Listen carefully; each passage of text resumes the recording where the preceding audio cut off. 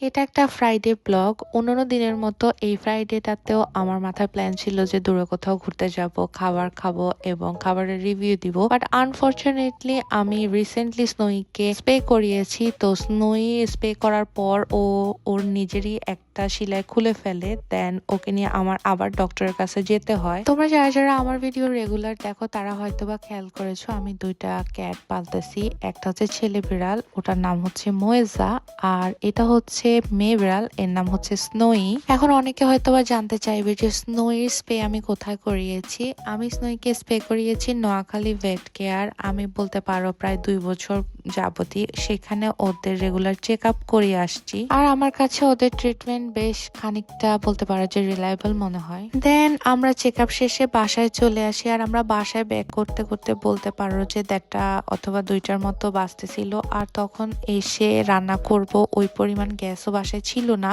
আমার একেবারে বাসার পাশে একটা ভাতের হোটেল আছে, বলতে পারো যে ঘরোয়া ভাতের হোটেল। সেখান থেকে আমি প্রায় সময় রান্না নিয়ে আসি। ওদের অনেকগুলো রেসিপি আছে যেগুলো আমার অনেক ফেভারিট, স্পেশালি ওদের মুরগি রান্না বলো অথবা শিং মাছ রান্না বলো, এগুলো আমি প্রায় খাই ওদের থেকে নিয়ে এসে। তো সেদিন ওদের থেকে এই মুরগি রান্নাটা নিয়ে আসছিলাম। আর ওদের মুরগি যে রান্নাটা এত মজা হয়, এত সিম্পল ভাবে রান্না করে, খাওয়ার যে টেস্টটা এটা একেবারে মনে হয় যে ঘরোয়া, একদম লাইক বলতে পারো আমার গ্রামের চাচিদের রান্নার মতো, মানে ঘরোয়া একটা টেস্ট আসে। আর এই মুরগির পাশাপাশি ওরা আমাকে সিমের একটা তরকারি দিয়েছিল, মাছ দিয়ে সিম দিয়ে রান্না করেছিল। এর পাশাপাশি একটা ভর্তা দিয়েছিল। ভর্তাটা হচ্ছে ওরা মাছ দিয়ে বেগুন দিয়ে একটা ভর্তা বানায়, সেটা দিয়েছিল।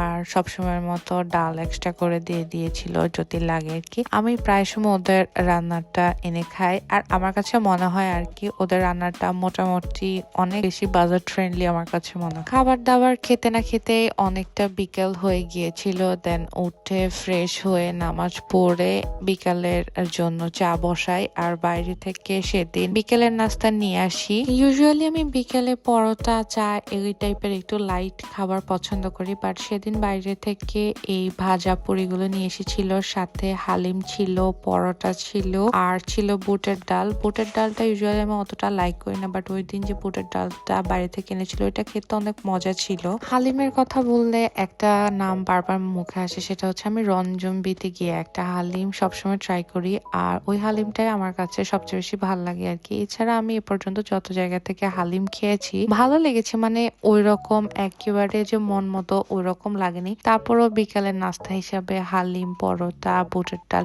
সবকিছু মিলায় অনেক ভালো লেগেছে।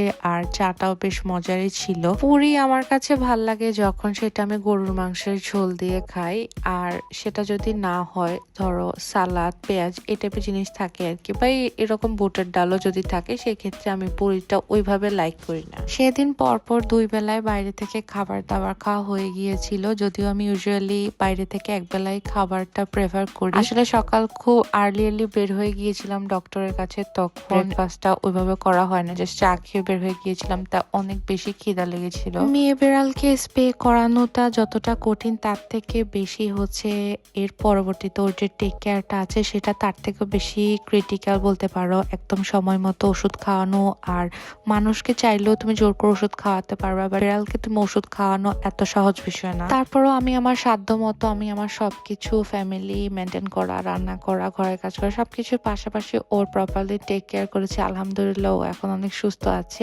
সেদিন রাতে ডিনারের জন্য চিকেন রান্না করেছিলাম। চিকেনের পাশাপাশি আমি আলু ভর্তাও করেছি। অন্যান্য দিন আমি আলু ভর্তা করলে সেটাকে আমি আবার ভেজে নিই, বাট সেদিন রাতে সে কষ্টটা করিনি, কারণ ওই স্নোইর জন্য যে চিকেনটা মেক করেছি ওইটা করতে অনেক টাইম লেগে গিয়েছিল। ডাক্তার বলেছিল যে একেবারে নরম সফট করে চিকেন মেক করে দিতে। সবসময় শর্টস আর রিল মেক করা হয়, কিন্তু লং ভিডিও একেবারেই মেক করা হয় না। আজকের ভিডিওটা কেমন লেগেছে যদি ভালো লেগে থাকে অবশ্যই কমেন্টে জানাও, তাহলে হয়তোবা আমি প্রত্যেকটা উইকে একটা করে লং ভিডিও আপলোডের ট্রাই করব। তো আজকের ভিডিওটা এতটুকু পর্যন্ত, দেখা হচ্ছে অন্য একটা ভিডিওতে। ততক্ষণ পর্যন্ত সবাই ভালো থাকবা, আর আমার চ্যানেলটা অবশ্যই লাইক, কমেন্ট, শেয়ার করবা, সাবস্ক্রাইব করে দিবা। দেখা হচ্ছে পরের ভিডিওতে। সবাই ভালো থাকবা। আল্লাহ হাফেজ।